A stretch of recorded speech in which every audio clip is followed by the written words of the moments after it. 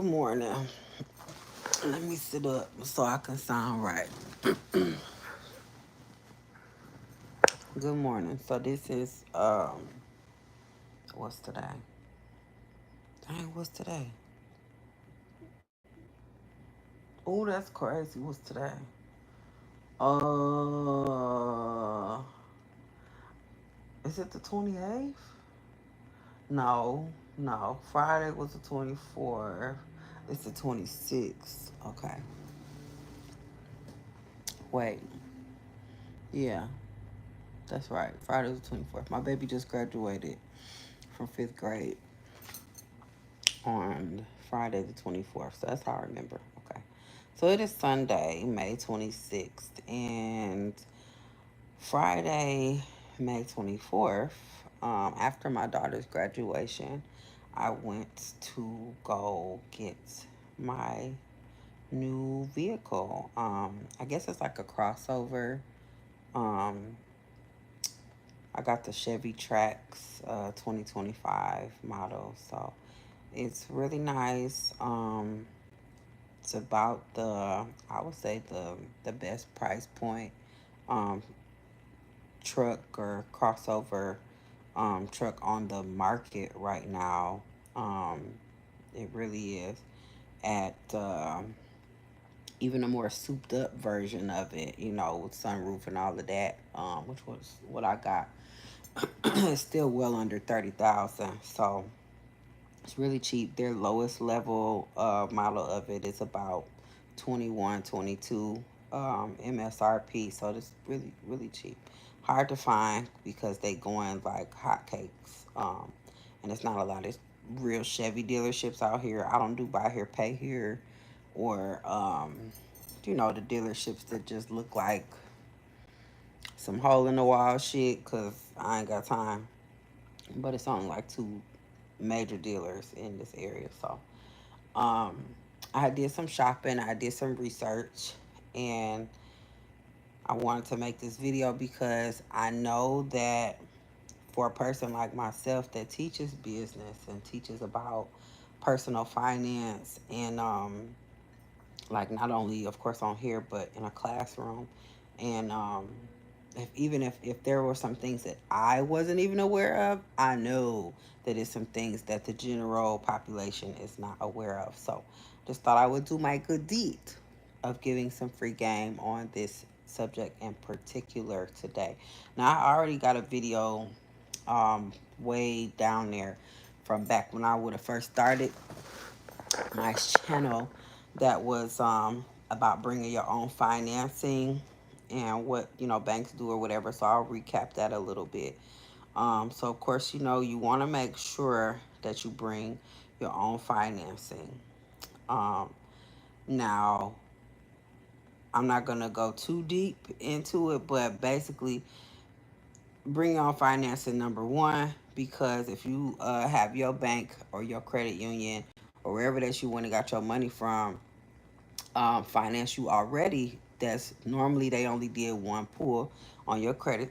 So if your credit score is not, real high, like well over 700 or something, it's good to have just one pull, because several pulls, a bunch of pulls can definitely damage your score even before you go out to look for what you're looking for.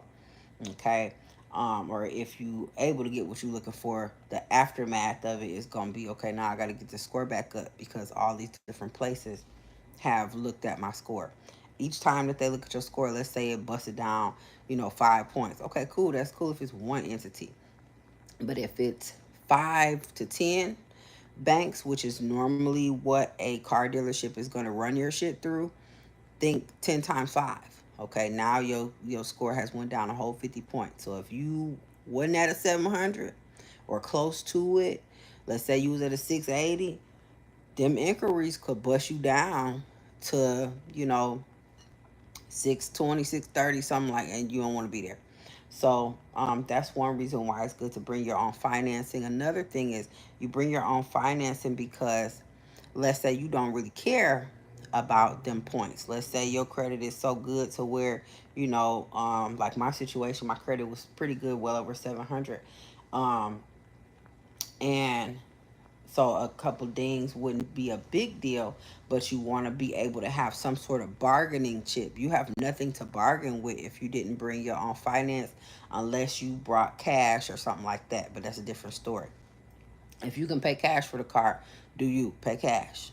All right. Don't have a note if you can help it, depending on what your financial situation is and what you're trying to do as far as investment wise or whatever. All right. But or if you got cash to put down, whatever. Um, but I'll get into down payments in a second too. But bring your own financing. That way, when you bring that, whether you end up using your financing or not, you still have a bargaining chip. So, for instance, if your credit union says that they're going to give you, say, a real low rate, say they say, oh, I'm going to give you, 5%, 4%, or something like that, you can bargain with the dealership and say, well, I'm not gonna let y'all run my credit, or I will let y'all run it, but I'm not gonna go with y'all unless y'all can beat the rate of what I already have. Okay. Um, and then also make sure that you're asking them how many is it being ran through, and they can tell you or not tell you, but it's up to you to say whether you authorize it or not. Um, And then, of course, I have someone on the back end that can get inquiries and things off of my credit. You can do that yourself as well, writing experience, TransUnion, Equifax. Hey, I didn't authorize this. It's been, all these inquiries. I went to go get a vehicle. They told me it was going to be one, not 10, and they will take that shit off of there, and that will get your score back up there within like 30 days. Okay, sometime less than that. Definitely within 60 days. So it gives you a bargaining chip if you come with your own financing, because you can say, hey, they gonna give me this amount of money for this interest rate. What can y'all do for me? And either A, they gonna come up under that, or they gonna be able to give you that, or match it or whatever. So that's one. Number two, um, you want to bring your own financing because it makes it easier for you when it comes to paying bills and stuff like that. If it's a company that you've been dealing with, company that you've been familiar with, that you already have your money with, you can feel more peace of mind with bringing your own financing from a company you're already familiar with. Okay. Um, After you get done with talking about the specs and everything, make sure, of course, that you've looked those things up. Google it. I used Kelly Blue Book. I also used True Car in order to compare pricing and specifications of vehicles. So that's a great thing for you to do as well. Besides looking at your own financing, know what you're getting, be able to participate in that conversation when you talking about, okay, well, what does it come with? Not just the cosmetic shit, not just, because they gonna ask you, especially if you're a woman, oh, what color you looking for? If you can say, I want something that's got alloy wheels, if you can say, I want this because it has the 17-inch rim on the alloy wheel, or you could say, I want this because I know it's supposed to come with a 3 year, 36,000 mile warranty. I want this because this one has a turbocharger and it's a 1.2 cylinder or 2 point. Make sure that you're knowledgeable about what you're purchasing. You might not be a mechanic and know how to fix all that shit or know anything like that, but for you to know what it is and dig a little deeper as to what type of maintenance is maybe required on that. um Look at sometimes those different models. Let's say if I would have bought the Trax LS, the cheapest model, well, that one don't come with a sunroof, and the interior of that one looks a little different, and but it has the same safety specifications. So know what you're paying for, because you could be getting a upgraded model, but it's really not upgraded. it just might, look a little bit different, or it might have a, something that's insignificant, and you're paying thousands of dollars more for that. If you're gonna pay thousands of dollars more, or a couple thousand, whatever, it needs to be some significant differences that you have researched, not just what they telling you, but also that you've researched, that you can see for yourself, stuff like that. So make sure that you do your research on the vehicle. So financing, bring your own financing if at all possible. If they're gonna approve you, it's quite possible that your own bank, credit union, or somewhere else gonna approve you too. Okay. Um, Also, but after financing, okay, make sure you know specifications. Number three, understand that the only way. Let me sit up to say this, because they be getting people with this. Ooh, they be getting people with this one. And there's ways for you to get it back. I'm working with my credit specialist that helps me get things off of my credit report to find out how to do this. But let me sit up for this. All right. You do not have to pay a down payment unless your credit is so terrible to where a bank is not gonna finance you entirely, unless the bank is like, oh, we only finna give the car 25,000, the bank only want to give them 20 for you, and maybe you got a little trade in that's a little putt, and you still need 1,000 or two. That is the only way, especially if you got a trade in, that you still got to do a down payment. A car dealership will ask you, are you putting anything down? You don't have to. Okay?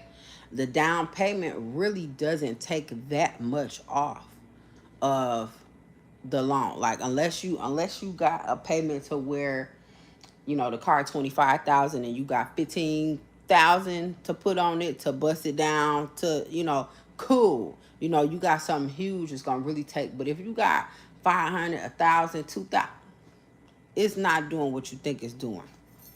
It's really not. They gon' shave that off of the principal and the interest. Okay? If you gonna do that, you make sure that you apply it directly to principal. All right? But I'm telling you that you don't fucking have to. My son's father, works for a Lexus dealership, and he broke this down to me. He said if you have a credit score of at least 620, and this is for Lexus. If a person got a credit score of at least 620 and you got a steady income, you don't need no down payment. The bank is gonna finance that. If you got a decent income, credit score at least 620, you good. Definitely if it's uh above 650, 680, stuff like. They giving all of that bread. You make, over 50,000 a year, over 60,000 a year, which most of the average, middle class people do. Especially if you married and you and your spouse got an income. Down payment for what? Unless you got a big old down payment that's either gonna damn near pay off the vehicle or half of it, or something really significant, there's really no reason to doing it. And what you could do is don't give them people shit, because what's gonna happen is you might not even really see your down payment go into the pay down or the spend down of your vehicle. How about this? Go on and get that shit. You had 10,000 that you was gonna put on this hoe. Go on and do that. Go on, let them finance it. Don't tell them, I know I don't got nothing, I don't got a dollar to put down. And out of that money that you are going to put down on it, you know what I'm saying? Then pay that. Pay that directly to the bank and landslide that whole on down. Same way you would do if you was paying off anything else. Do that. Same way you do if you paying your house off or something. Do that. Don't give shit to the dealer. Because you don't know if they going to pocket some of that. You don't know what the fuck. No. Don't give them shit. Only way, again, if you got to do a down payment after you've been financed, is if the bank is not financing all of it. And if they are going to finance it and they telling you, oh, well, we need a down payment of this amount or that amount or whatever, tell them, I want to see the bank papers so that you can see exactly what it says from the bank. Okay? When you get to them last steps, if you're not dealing with anybody in finance and they just bringing you papers to sign, and you ain't went in another office somewhere, or you ain't they missing a step. This is how you don't get got. And they do this to women, young people, you know, men who look like they don't know what end is up, stuff like that. Okay. So bring your own financing. Make sure you look at the specs. Don't give nobody, let's say financing specs, don't give nobody no down payment unless your credit is really fucking terrible. You don't need one, okay? Ever. And if you did do a down payment, it's a way to get out of that. It's a way to get your money back from that dealership. If you don't still have your old contract, go to the dealership you bought your shit from and ask them to have your get your contract and talk to a like a consumer law attorney or something like that. But I'm gonna have more details on that, and that'll be in a later video. But again, just to recap real quick, bring your own financing. Make sure that you look at the specifications of the vehicle that you looking at or that you want, or the different vehicles that you want to choose from. Make sure you know what those are so that you can participate intelligently in the conversation with the dealer, because they ain't gonna tell you everything. All right. And number three, do not do no down payment. For the love of fucking God, keep your money in your fucking pocket. You should be able to ride off of that bitch and ain't gave them a dollar, especially if you got a trade in. Also, know your trade in value. I would say that's part B to that third point, but we can make that the fourth point. Know your trade in value. If you know that your car got 1,000,001 issues with it,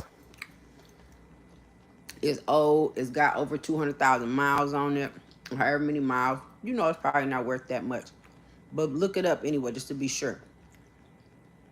Again, you can go on KBB, KellyBlueBook.com, and you can look up the specifications for your vehicle and where it is right now. Answer truthfully, and it'll let you know and break it down what your trade-in value of that vehicle should be.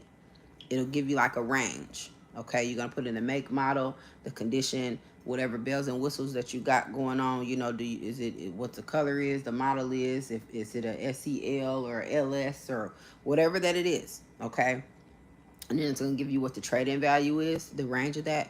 It's also going to tell you how much you could sell it for if you wanted to sell it as like a private owner, which you sometimes could sell it as a private owner and get, usually get a lot more selling it as a private owner versus trading it into the dealership. Okay. Depending on how many miles is on it and everything, it might behoove you to sell it off first. Especially if you have a second vehicle, you still able to get around or whatever. You might want to sell it first and then, have that money in your pocket or whatever. But again, still, even without a trade-in, don't put no down payment down. Look at them bank papers, okay? But know your trading value. KBB, KellyBlueBook.com. You can go on there and find that out. I'm sure it's another website too where you can look that up, but I feel like KBB is like, it's been around forever. It's tried and true. Just use that. Kelly Blue Book. All right. And also be knowledgeable about that. You can let them know, well, I looked it up and this is how much you say my car is worth. They might tell you, oh, your car only worth 500 or it's only worth 1,000. No, Kelly Blue Book said it's worth three grand, or, whatever. And y'all can negotiate that way. All right. So make sure that you bring your own financing. Know the specs. Don't put no down payment on there. And if you're doing a trade in, know your trade in value. Okay. The next thing I'm gonna tell you, I'm trying to think, do I want to make this the final thing? Ooh, something they won't tell you. Um, Oh, also another thing they won't tell you. Gap insurance, the fifth thing. Gap insurance. Make sure that the gap insurance amount is something that's doable for you. Either you can pay that in cash, pay it right then and there, or you can have that rolled into your loan amount. But make sure that you know how much that is. Because let's say the financing that you brought, gap insurance might be cheaper. And the gap insurance that they gonna give you might be a little more. It might be double. You never know, So you gotta know, okay, well, how much is that before I go with y'all? And if they tell you, oh, well, we can't tell you that until, stop the conversation, go with what the fuck you know. Because if they do that, I can't tell you that until bullshit, it fuck around and be higher than what you're actually gonna be paying with the other company, okay? But understand that that's there. Gap insurance can be anywhere from, $400 to $800 or something, just kind of depending on the value of the vehicle, the company, stuff like that. Could be more than that, definitely. But for just a normal vehicle, it could be three, four, six, whatever. Okay. So know that gap insurance is a thing. You want to have gap insurance because, cars start to depreciate in value as soon as they leave the lot. And if something happened, you do not want your insurance company to tell you that your 26,000 or your 28,000 or your 30,000 or whatever many thousand car, oh, we're only going to give you 30,000 for it, but it really was 33, 32. Now you got to come up with, now that's some bullshit. Gap insurance is going to make sure that whatever that gap is null and void, and you're going to, be able to recoup that cost, what I'm saying, and get that up off of you if something was to happen. So make sure that you know about the gap insurance. Ask questions about the gap insurance, and they need to be able to tell you how much that shit is before you say okay to said loan or whatever with that company. Okay, so that's point number 5. Always make sure, of course, that you test drive. That's point number 6. Always make sure you test drive so that how the car is, and test drive it, not just while you right there. Test drive it on your own, of course, after you've gotten it. Keep testing that hoe for that whole first week. Test it. Hit the pedal to the metal. Test it. Figure it out, because you have a full 30 days to take that motherfucker back to them, because your payment ain't gonna start till the next month. You got full 30 days to be like, nah, I don't want this motherfucker. So don't go get it and then just put it up and go do some other shit. No, actually test drive it more, get you some wear into it, and be like, I don't know, if that's how you feel. But know that you can do that. You can take that motherfucker back, okay? Even if it's beyond 30 days, it's a way for you to do that too. But I'm just letting you know, you can take it back and get right up out of that loan and do something different if you want to. These oranges are bomb, okay? But that was number 6. So the 7th final thing that they won't tell you. Now everybody know that insurance is crazy high right now, crazy high. I've heard of people paying as much as $600 or $700 for full coverage insurance, depending on the style of the vehicle, year, model, where they live, different stuff like that. It's nuts. Your insurance, when you buy a new vehicle, it's just pretty inevitable for it to go up. It's going to happen. Okay. Now, how much it goes up is what the car company, the dealership, is not going to tell you anything about. They probably gonna be like, oh, it's gonna be about the same. They lying. Call your insurance company before you sign shit. Call your insurance company and ask them, what would my premium be if I got this car? Real simple. They can run the numbers and let you know right then and there. So now you'll know if you're really making sure that you budgeting like you're supposed to be and dealing with your money like you're supposed to be. You'll know not only what your car note or what your payment is going to be, but also how much am I going to be paying for insurance. Okay? Because your car note might be something, that you feel like is doable. Okay, it's within my budget. But then the insurance is going to go up another $100 or another $50 or another $80 or whatever the amount is. That's information that's really important. Because again, once you got it, especially if you got it and you really love the car, you don't want to give it back. You don't, you got to make sure that you're getting all them things together at that time. So don't wait until after you sign on the dotted line to call your insurance company. All right. So let's see. Let's recap. Let's see if I can remember Point number one was bring your own financing. Point number two was know the specifications. Point number three was you don't have to do a down payment. Point number four, know your trade-in value. Point number five, what did I say? I said a bunch of shit. Um, Point number five, what was that one? After trade-in value, what did I say? Oh gosh. Oh gosh. There was so much information. Jesus Christ. I know I just said something about shit. Knowing, I don't know. Listen. Go back and listen to the video. I just had a brain fart. Go back and listen to the video. Listen as many times as you need. Okay, rewind this whole. Go back because I just said some amazing. Oh yeah, uh, they're not gonna tell you that your insurance could change. Okay, what did I say? Know your trade-in value. It was one in between there that I said. Anyway, go back and watch the video if you didn't get it. Make sure you take notes when I make these videos, because baby, I'm not good to recap shit. I didn't write nothing down. Okay, normally I come off the dome. That's why I do a lot of live stuff. Like while I'm thinking about it, I just give it to the people as I'm thinking about it. While it's fresh.